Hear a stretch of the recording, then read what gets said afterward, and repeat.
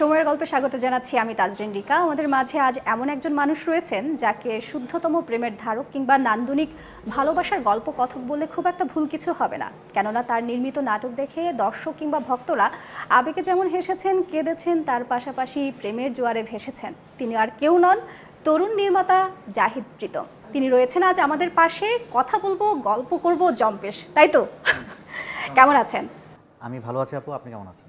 আমিও খুব ভালো আছি। কাজের পরিমাণ এত কম কেন? নিয়মিত কাজে পাওয়া যায় না কেন? রেগুলার কাজে পাওয়া যাচ্ছে না কারণ হচ্ছে দর্শকের প্রত্যাশা থাকে এবং আমি যেহেতু নিজে লিখি প্লাস হচ্ছে নিজে নির্মাণ করি, তাই আমার একটু সময়টা বেশি লাগে। ধরেন একটা গল্পের পিছনে চরিত্র এস্টাবলিশ করতে আমার প্রায় 2-3 মাস লেগে যায়।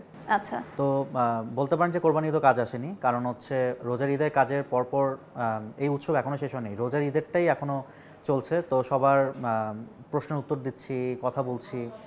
দর্শকদের কিন্তু একটা এক্সপেকটেশন ছিল যে এবারের কোরবানি ঈদে আপনার কোনো নাটক হয়তো পাবলিশড হবে, কিন্তু সেই দিক থেকে তারা একটু হতাশই হলো। গল্প লেখা শুরু করেছিলাম বাট শেষ করতে পারিনি। যখন দেখলাম যে আমাকে একটু তাড়াহুড়ার মধ্যে করতে হবে তখন আমি স্কিপ করেছি, যে থাক তাহলে কোরবানিটা বাদ দিই। আর আমার একটা বিশ্বাস আছে যে আমার যখন কাজ আসবে তখনই একটা উৎসব মুখর পরিবেশ সৃষ্টি হয়ে যাবে। সো হয়তো আমার কাজ চলে আসতে পারে, মানে সবই দিবস কেন্দ্রিক, তাই তো? দিবস কেন্দ্রিক হবে হয়তো।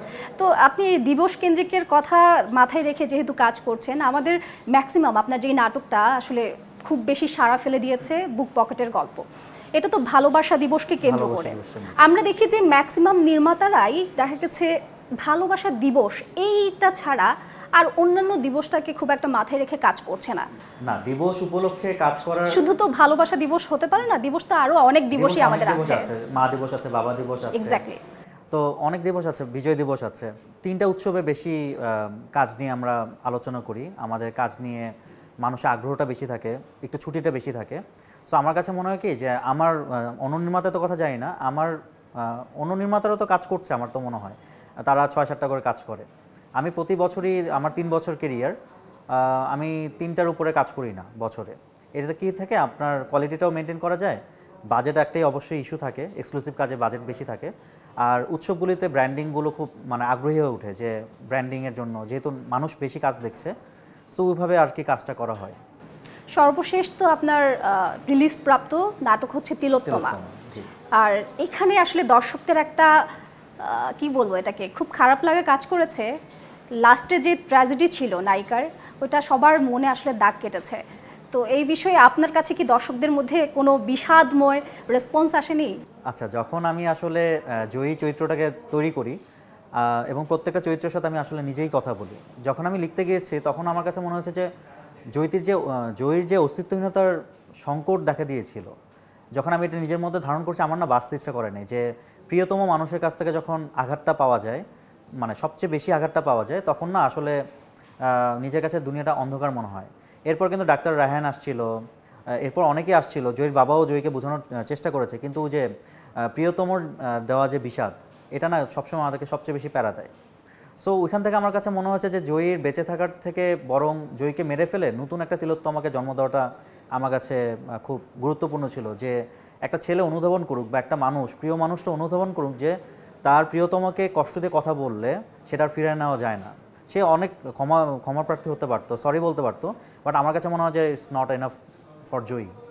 এই জন্যই জয়ীকে মেরে ফেলার মাধ্যমে আমি একটু সতর্কই করে দিয়েছি যে সৌন্দর্য নিয়ে যখন হারিয়ে যাবে তখন পৃথিবীর মাঝে সৌন্দর্য খুঁজে লাভ নেই, তুমি আসলে তোমার প্রিয়তমার মাঝখানে তোমার চোখে তোমার প্রিয়তমকে দেখো।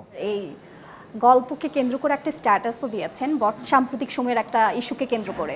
আমি একটা মেয়ের লাইভ দেখলাম, হঠাৎ করে আমার হোম পেজে চলে আসলো। আমি দেখছি যে মেয়েটা তিলোত্তমার মতন কাজল দিচ্ছে, আমাকে একজন পাঠিয়েছে ইনবক্সে, সত্যি কথা বলতে একজন দর্শক। আমি একটু যোগ করি, আমারও আসলে দেখে মনে হয়েছে সে যে গুজে একটা মানুষ, কিভাবে আসলে বলছিল যে একটু পরে আমাকে যখন মৃত্যু হবে, আমাকে যখন বুক কাটবে, আমাকে যখন আমার ফেসটাকে কাটা হবে, তখন তার সাজতে পারবো না, মৃত্যুর পর তার সাজা যায় না, তো আমি লাস্ট সাজটা সেজে নিচ্ছি। এটা আমাকে এত কষ্ট দিয়েছে এবং আমি ভাবছিলাম কি মেয়েটা আসলে তিলোত্তমাকে পোর্ট্রে করছে। এই মেয়েটা আর রাত 8টা, ও ঘড়ি থেকে বলতো রাত 8:45 বাজে, ও 5টা বা 5টার আশেপাশে সময়ে সুইসাইড করে। তো এই যে 12 ঘন্টা বা 10-12 ঘন্টার যে একটা টাইমলাইন ছিল, এই টাইমলাইনে কেউ ওকে বাঁচাতে আসে নাই, ওর প্রিয়তম ওর কাছে আসে নাই, একটা ফোন পর্যন্ত ওর কাছে আসেনি, কত একা হয়ে যায় একটা মানুষ। তো এই জন্যই বলছে যে আমার বুক পকেটে গল্পে বলেছিল যে প্রিয়র প্রয়োজন বুঝে যেজন সেই তো প্রিয়জন।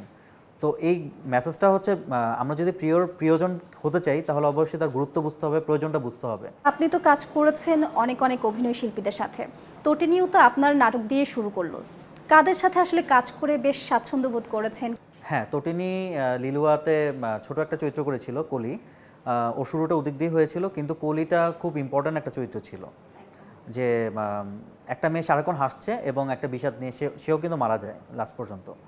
সো লিলুয়া নাটকটা কি লিলুয়া বাতাস এই উপন্যাস থেকে কি অনুপ্রাণিত হয়ে নাকি? হ্যাঁ, লিলুয়া বাতাস অনুপ্রাণিত না। আমি যখন গল্পটা লিখছিলাম, তো গল্পের যে চরিত্র থাকে বাবা চরিত্র থাকে হচ্ছে হুমায়ুন আহমেদ স্যারের ফ্যান, এবং আমি নিজেও হুমায়ুন আহমেদ স্যারের ফ্যান।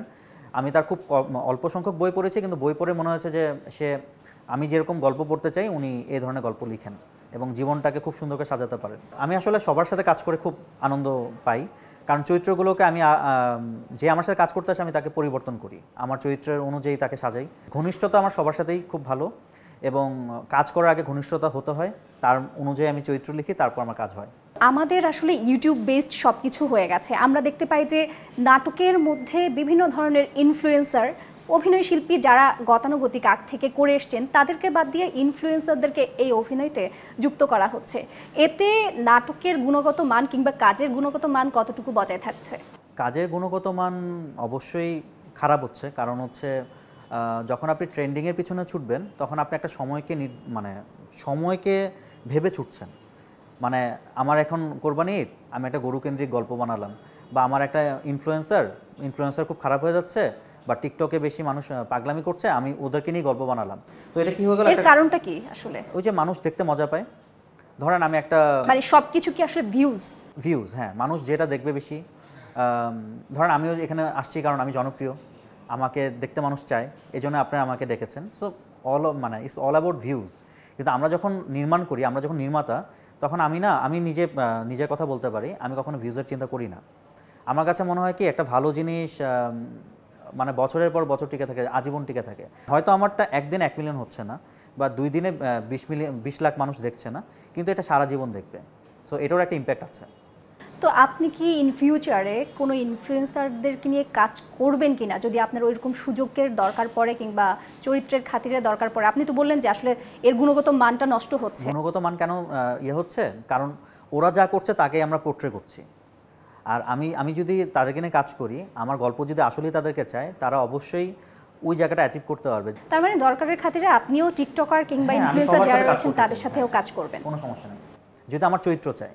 এই যে ভিউজের পিছনে আমরা এত ছুটোছুটি করছি, ভিউজ কি আসলে সব কিছুর কেন্দ্রমূল হতে পারে কিনা? ভিউজ সব কিছুর কেন্দ্রমূল হতে পারে না, তবে ভিউজ প্রয়োজন আছে। আমি তো ভেবেছিলাম যখন ইউটিউব ছিল না, যখন আমরা চিন্তা করছি আমরা সিনেমা বানাবো, আমি ভাবছিলাম যে একটা গাড়ির মতন বানাবো, গাড়ির মধ্যে থিয়েটার বানাবো, এটা নিয়ে আমি পুরো বাংলাদেশ ঘুরবো, যাতে আমার ভিউজটা হয়। এটাও কিন্তু একটা ভিউজ, যে আমি কীভাবে করছি, আমার নাটকটাকে দেখাতে চাই মানুষকে। সো আমার নির্মাণটা যদি মানুষের কাছে না পৌঁছায়, মানুষ যদি না দেখে, মানুষ যদি কথা না বলে, তাহলে তো আমি শান্তি পাই না অ্যাজ এ ক্রিয়েটার হিসাবে।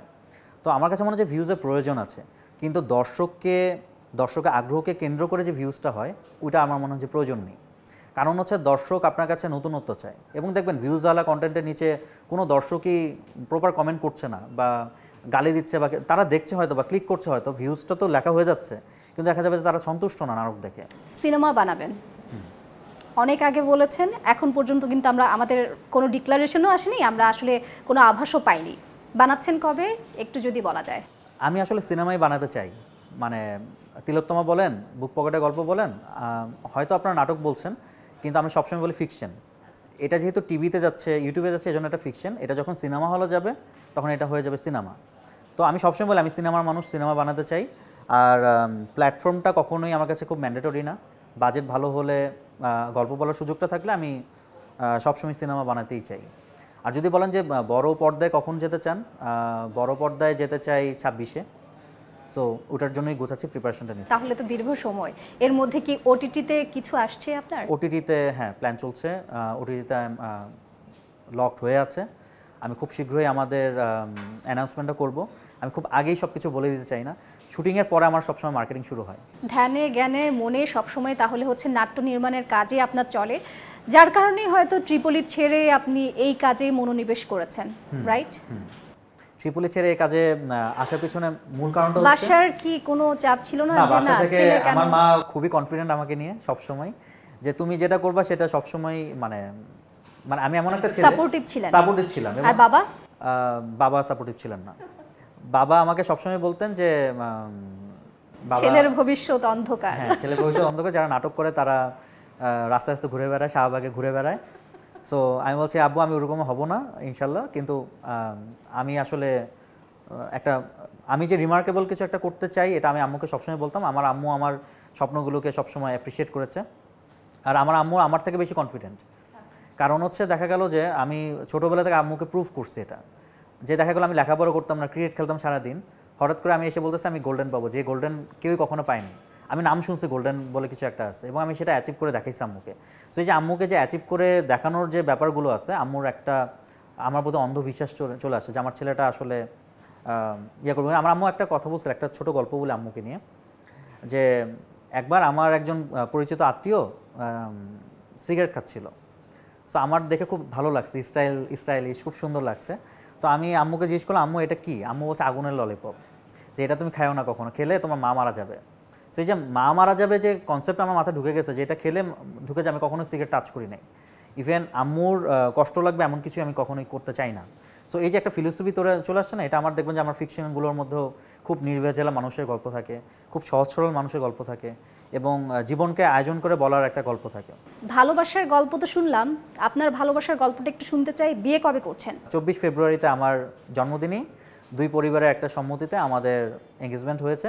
আচ্ছা, এবং আমরা প্ল্যান করেছিলাম যে কোরবানি ঈদে বিয়েটা করব। সো সবাই জানে যে কোরবানি ঈদের পরে প্রীতম ভাই হয়তো পিছাচ্ছেন কেন? পিছাচ্ছি হচ্ছে আমরা যে প্ল্যানটা করছি, আমার ফিয়ন্সি এবং আমি যে প্ল্যানটা করছি, আমাদের প্ল্যান অনুযায়ী বিয়েটা আসলে আমরা যেরকম ভাবনা করছি, প্ল্যানটা করছি, ওটা শীত দরকার। মানে আমরা একটা ভিডিওর আশা করছি, যেহেতু আমরা ক্রিয়েটিভ, আমরা চাচ্ছি যে একটু আমাদের বিয়েটা অন্যরকম হোক। সো ওইটা আমাদের শীত প্রয়োজন, মানে শীতকাল হলে আমাদের জন্য একটু ভালো হয়। মানে ওইটাও কি একটা নাটকীয়তা? হ্যাঁ, জীবন তো নাটক। জীবনকে আমি সবসময় আমার দর্শককে বলি যে জীবনকে একঘেয়েমি করে ফেলবেন না, সবসময় আনন্দে বাঁচবেন, এবং জীবনকে সবসময় এক্সক্লুসিভ বানাবেন, যে আমি সবার থেকে আলাদা হব, সবার থেকে ইউনিক হব। মানে কাউকে ফলো করে না, কাউকে অনুসরণ করে না, নিজের মতন করে জীবনটাকে সাজানোটাই হচ্ছে জীবন আমার কাছে মনে হয়। সো আমার প্রত্যেকটা জীবনই মানে আমি খুব বেশি আয়োজন করে চলতে পছন্দ করি, মানুষের সাথে গল্প করতে পছন্দ করি, এবং প্রত্যেকের খাবার টেবিলে গল্প হতে চাই, যে জানো মা আজকে একটা ছেলের সাথে কথা হয়েছে, ছেলেটা এরকম, বা মা আজকে জানো একটা ভাইয়া ছিল, ভাই আমাকে এভাবে হেল্প করেছে।